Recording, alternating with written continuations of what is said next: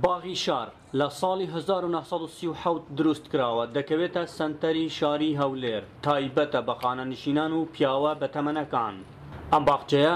دەرگا بەڕووی گەنجان و منداڵان ناکاتەوە تا سەردانی بکەن و هەروەها ژنانیش تێدا نابیندرێن. حدیقەی باغی شاری پێدەڵێن کۆنترین باغە لە ناو هەولێرێ بەڕێز پارێزگاری هەولێرێ تەرخانی کردلۆ وەکو ڕێزلێنانێک لەو خانەنشینانی هەولێرێ. ئەمە ژیانی خۆمان بردە سەر یعنی پێویست ناکاتن باسی سیاسەتمان تێر بووینە کردیتەوە ئەمە هەمومان پەروەردەیینە پیاوی پەروەردەین بووینە وەختی خۆی دوور بووینە لە سیاسەت ئەزە لەبەر ئەوەندەی زیاتر ئەموری پەروەردەی باز دەکرێت لێرە نەک ئەموری سیاسەت. کۆمەڵە خەڵکی ئێستا کە لێرە جیلی کۆنە جیلی کۆن وچی گەنجی ئێستا نییە بزانی کۆمپیوتەر و حاسبەی ئەو ئالەتە نوێیانە بەکاربینیتن. جا خانەنشینیش کرایە ئیتر دێ لێرە ڕۆژەکان ڕۆژانە خۆی دەباتە سەرێ و بە یاریکردنی ئەو یاریانەی کە ئێستا هەنە وەکو دۆمینە و تاوڵە و کۆنکان و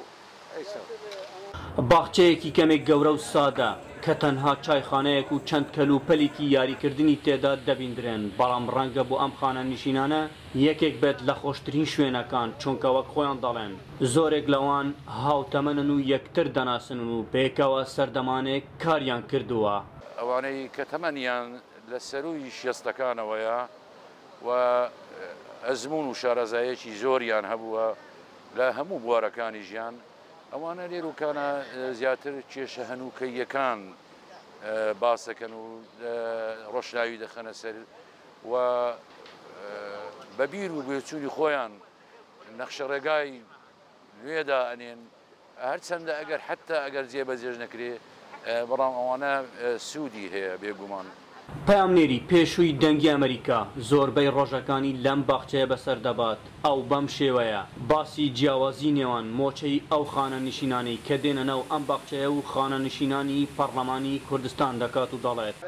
ئەوەی بیستومە 6 ملیۆن و 700,000 مانگانە ئەوە لایەنەکەمەکەیتی لەوانەیە هەیە زیاتریش ئەگەر دوو دەورێکی بێ لەوانەیە زیاتر بێ ئەو وردەکاری باش نازانم بەڵام بزانم کەمەکەی 6 ملیۆن و 700,000 کە زۆر کەسێ لێرانە خێزاندارن لەوانەیە کرێتیشن 200,000 هەیە کرێکی خانووکیان سێقاتی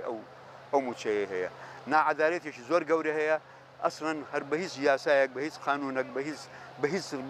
بە هیچ ڕەفتارێکی ئەوە ئەندام پەرلەمان مافی ئەوەی نیە کە خانەنشین بکرێت تەنیا لە هەرێمی کوردستان وا بزانم دەوڵەتی عێراقیش کە